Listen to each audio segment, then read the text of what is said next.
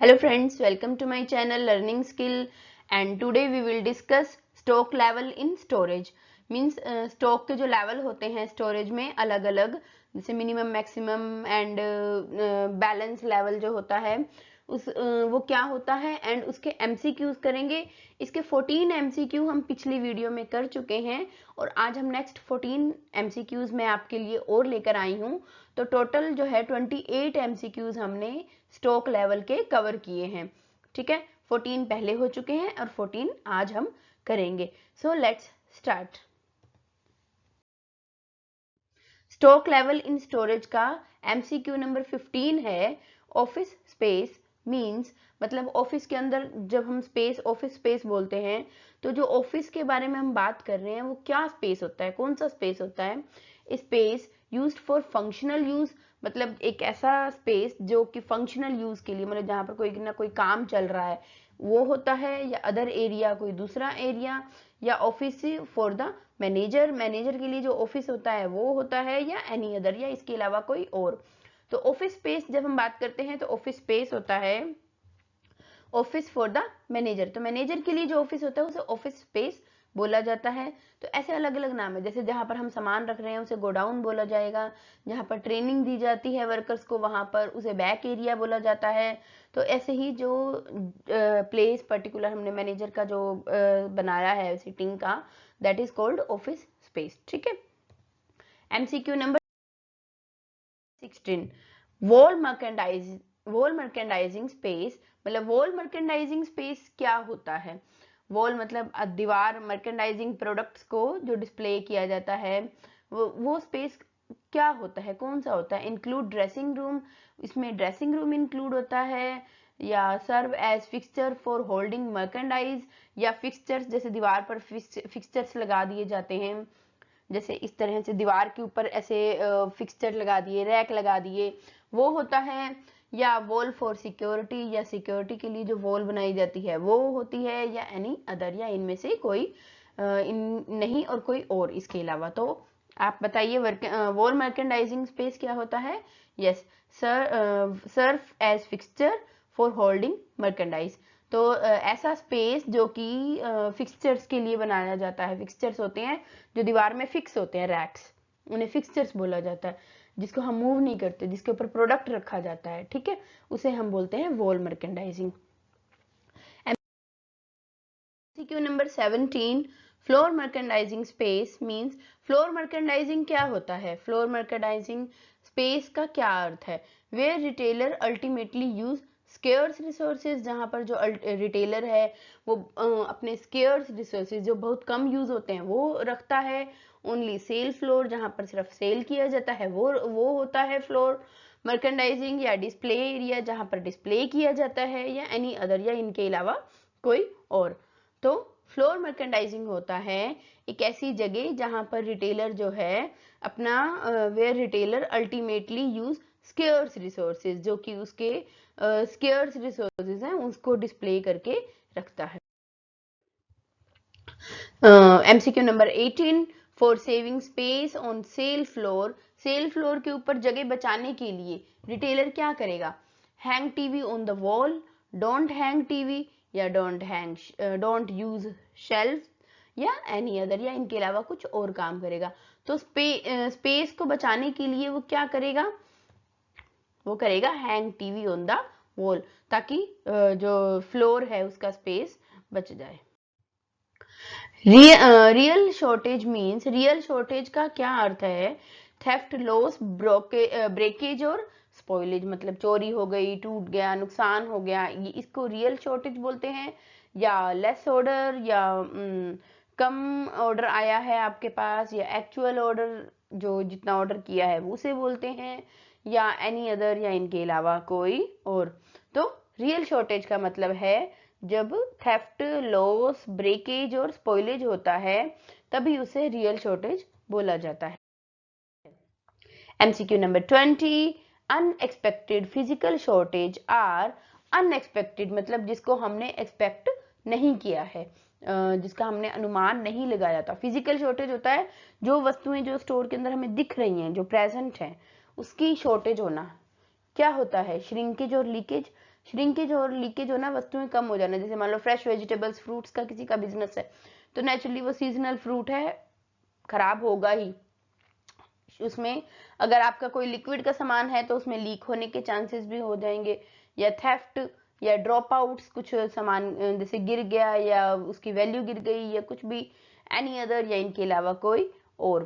तो MCQ number 20 का right answer है श्रिंकेज और लीकेज। जब श्रिंकेज हो जाए वस्तुओं की या लीकेज हो जाए, जैसे कि फ्रूट्स हैं वो सिकुड़ जाते हैं थोड़े टाइम के बाद, वो उतने फ्रेश नहीं रहते, तो नेचुरली कस्टमर जो है उसके ज्यादा प्राइजेस नहीं देगा, या हो सकता है वो खराब भी हो जाएं, तो इसे कहते हैं फिजिकल शॉर्टेज। ठीक है।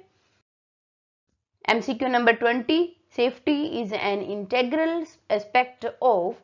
सेफ्टी जो है ये इंटेग्रल एस्पेक्ट है किसका? रिटेलर का, मटेरियल हैंडलिंग, या इन रोड सेफ्टी, या एनी अदर, या इनके अलावा कोई और। तो इसका राइट आंसर है रिटेलर्स। तो सेफ्टी जो है ना ये इंटेग्रल एस्पेक्ट है रिटेलर का, उसे सेफ्टी का ध्यान बहुत ज्यादा रखना पड़ेगा। वो सेफ्टी चाहे कस्टमर की हो, वर्कर की हो, सामान की हो, अपनी हो, सब कुछ। MCQ number 20, trolley is very useful for. Trolley किस लिए यूज आती है? Moving small loads of merchandising, या फॉर सिटिंग, बैठने के लिए, या for heavy loads, heavy load के लिए, या किसी दूसरे चीज के यूज के लिए। ठीक है। तो ट्रॉली की देखो मैंने एक पिक्चर भी बना दिया, अब इससे ही हिंट मिल जाएगा एटलीस्ट, ये बैठने के तो बिल्कुल काम नहीं आएगी। हैवी लोड इस पर नहीं रखा जाता है क्योंकि ये बहुत छोटी होती है। ऐसे नहीं है कि आप इसमें बहुत सारा सामान रख सकते हो, ऐसा नहीं हो सकता। तो इसका जो राइट आंसर है वो है moving small loads of merchandise. मतलब आप उसमें छोटे छोटे सामान, तो स्मॉल लोड्स मतलब जैसे एक कार्टन, जैसे मैंने यहाँ पर एक कार्टन रखा हुआ है इस ट्रॉली के ऊपर, तो एक कार्टन बॉक्सेस होते हैं ना, बॉक्सेस को आप एक एक दो दो ज्यादा से ज्यादा, बहुत हैवी ट्रॉली है आपके तो 3 बॉक्सेस रख सकते हो। बास्केट, बास्केट का यूज किस लिए होता है? Basket is used for heavy quantity of goods, बहुत सारी हैवी सामान रखने के लिए। For small quantity, small quantity के लिए रखने के लिए। Instead of A trolley, trolley की जगह आप उसको यूज कर सकते हो बास्केट को, या कुछ और यूज है इसका बास्केट का। फॉर स्मॉल क्वांटिटी, बास्केट का यूज सिर्फ और सिर्फ स्मॉल क्वांटिटी में ही किया जा सकता है। बास्केट भी 2 तरह की होती है, जैसे मैंने दोनों तरह की बास्केट इसके अंदर बनाकर दिखाई है। बड़े बड़े मॉल्स होते हैं उसमें आपको ऐसी बास्केट जो ऊपर है बनी हुई है ऑरेंज और ये येलो कलर की, ऐसी भी होते हैं, और ये पिंक कलर की जो बनी हुई है ऐसे। बहुत कम सामान लेना है तो ये नीचे वाली हैंडी बास्केट ले लो, बहुत ज्यादा सामान है तो थोड़ी बड़ी बास्केट ले लो। Electronic funds transfer at point of sale helps in. Electronic fund transfer होता है जैसे आप अपने पेमेंट कार्ड रीडर से करो, या sorry sorry sorry sorry card reader उनके पास मशीन होती है, आप उसमें जो है डेबिट कार्ड या क्रेडिट कार्ड का यूज भी कर सकते हो, या बैंक से भी सीधा ट्रांसफर कर सकते हो। तो उसे इन सबको इलेक्ट्रॉनिक फंड ट्रांसफर बोला जाता है। इससे क्या फायदा होता है? कैशलेस ट्रांजैक्शन होती है, मतलब आपको कैश पे नहीं करना पड़ेगा। मनी ट्रांजैक्शन, मनी की ट्रांजैक्शन होती है इसमें, या ईएफटी पीओएस ट्रांजैक्शन होती हैं, या इनके अलावा कोई और। तो इसके अंदर कैशलेस ट्रांजैक्शन होती है, मतलब you have to not pay to the retailer in cash. MCQ number 25, electronic scale. Electronic scale होता है जिसमें आप मेजर कर सकते हो, is used in fresh produce stores for calculation of price, price calculate करने के लिए, only for calculate weight, weight calculate करने के लिए, या दोनों, आप प्राइस भी कैलकुलेट कर सको, प्रोडक्ट भी कैलकुलेट कर सको, वेट भी कैलकुलेट कर सको, या number 4 to calculate only price, या सिर्फ प्राइस के लिए।